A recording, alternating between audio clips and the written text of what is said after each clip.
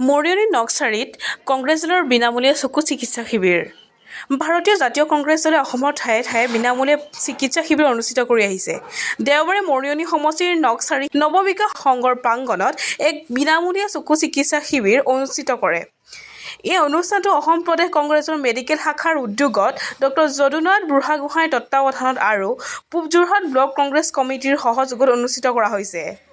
গাঁও আৰু বাগিচাৰ লোকসকলে অৰ্থ আৰু সময়ৰ অভাৱৰ হেতু উপযুক্ত চিকিৎসা ল'ব পৰা নাই। সেয়ে ভাৰতীয় জাতীয় কংগ্ৰেছ দলে এতিয়া এই অঞ্চলসমূহত বিনামূলীয়াকৈ স্বাস্থ্য আৰু চকু চিকিৎসা শিবিৰ অনুষ্ঠিত কৰিছে। লগতে বিনামূলীয়াকৈ ঔষধ প্ৰদান কৰাৰ ব্যৱস্থা কৰিছে।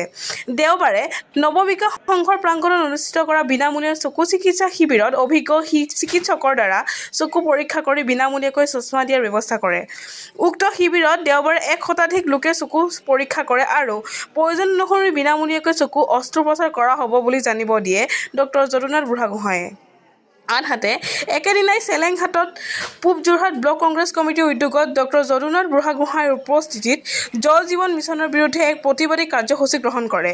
নল আছে জল নাই শ্লোগানেৰে বিজেপি চৰকাৰ গো বেক, হিমন্ত বিশ্ব শৰ্মা মুৰ্দাবাদ, জয়ন্ত মল্ল বৰুৱা মুৰ্দাবাদ, ৰূপজ্যোতি কুৰ্মী মুৰ্দাবাদ আদি ধ্বনিৰে প্ৰতিবাদ সাব্যস্ত কৰে। অতি শীঘ্ৰেই জল জীৱন মিছনৰ পানী ৰাইজে পোৱাৰ ব্যৱস্থা কৰিবলৈ হুংকাৰ প্ৰদান কৰে কংগ্ৰেছ দলটোৱে।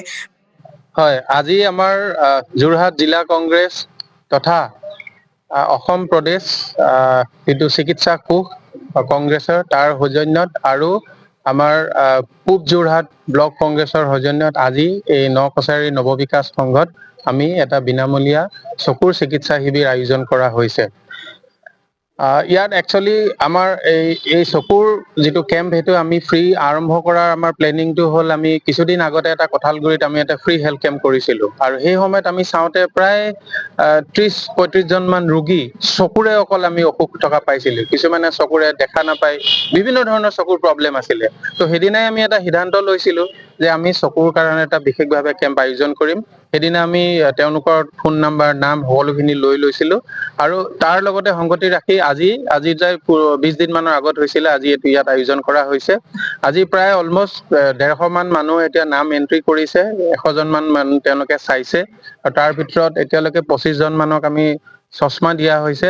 এইটো ফ্ৰী নহয়, আমি আমাৰ দলৰ ফালৰ পৰা আমি তেওঁলোকৰ যিখিনি ন্যূনতম চশমাৰ খৰচা হয় সেইখিনি আমি দিয়া হৈছে আৰু লগতে মেডিচিনো কিছু দিয়া হৈছে আৰু যিসকলক প্ৰায় এতিয়ালৈকে 15 জন মান মানুহ ওলাইছে যাক অপাৰেশ্যন লাগে, তেওঁলোকৰ নাম লোৱা হৈছে ফোন নম্বৰৰ সৈতে। এইখিনি আমি এৰেঞ্জ কৰি শিৱসাগৰত নহলে যোৰহাটত তেওঁলোকৰ ফ্ৰী কৰি বিনামূলীয়াভাৱে তেওঁলোকৰ চিকিৎসা কৰাৰ কথা আমি ভাবিছোঁ।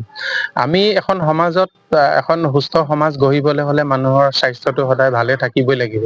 স্বাস্থ্যৰ লগতে চকু হ'ল অত্যন্ত প্ৰয়োজনীয়। চকু যদি ভালে নাথাকে আমি ইফালে সিফালে যাবই নোৱাৰিম, দেখাই নাপাম। আৰু আমি বিভিন্ন ধৰণৰ আমি নিজৰ ব্যক্তিগত আমি কাম কৰি আছো, লগতে আমি সমাজৰো যথেষ্টখিনি আমি কাম কৰি থাকো। তো মই ভাবিলো যে আমি এইখিনি যদি আমি কৰিব আমি পাৰো তেতিয়াহ'লে এইটো আমাৰ সকলোৰে মনত এটা বিশেষভাৱে আমাৰ ভাল লাগিব যে এটা সমাজৰ এটা ভাল কাম হৈছে। গতিকে আমি সকলোৱে আমাৰ দলৰ লগত সকলোৰ লগতে আলোচনা কৰি আজি আমি আগবাঢ়িছো। গতিকে ৰাইজেও তাত উপকৃত হৈছে আৰু আমাৰ গোটেই ধৰি লওক ব্লক কংগ্ৰেছ পূব যোৰহাটৰ পৰা আদি কৰি জিলা কংগ্ৰেছৰ বিষয়ববীয়া সকলোৱে ইয়াত সহযোগ কৰিছে প্ৰদেশ কংগ্ৰেছৰ ফালৰ পৰা। গতিকে মই ভাবিছো আমি এইটো আৰম্ভণিহে। বাগান ক্ষেত্ৰত আমি বহুত দেখা পাইছো এনেধৰণৰ ৰোগী আছে, তেওঁলোকৰ ধৰি লওক যাবলৈ অসুবিধা, এদিন গলে তেওঁলোকৰ পইচা হাজিৰা গুচি যায় বা চশমাৰ যিটো খৰচা হয় বা অপাৰেশ্যনৰ অহা যোৱা কৰিব সেইখিনি বিভিন্নভাৱে তেওঁলোকৰ টকা পইচাৰ অসুবিধা হয়। গতিকে আমি ইয়াত যিমান ধৰণৰ আমাৰ এই মৰিয়নি সমষ্টিত যিমান ধৰণৰ বাগান আছে আমি তেওঁলোকৰ সকলো জেগাতে আমি ভাবিছো যে আমি কেম্প আয়োজন কৰিম। আমাৰ যিমান শক্তিৰ সাধ্য অনুসাৰে আমি তেওঁলোকক যিখিনি দিব পাৰি সেইখিনি আমি চেষ্টা কৰিম।